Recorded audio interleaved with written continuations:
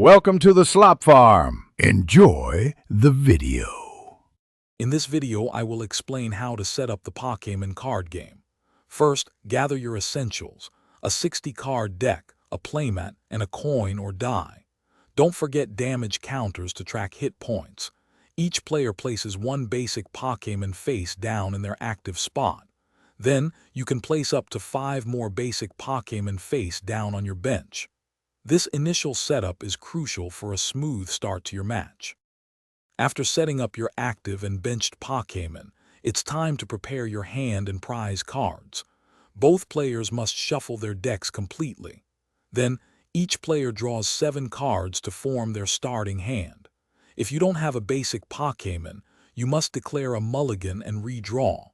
Finally, place 6 cards from the top of your deck face down as your prize cards. With your setup complete, let's officially start the game.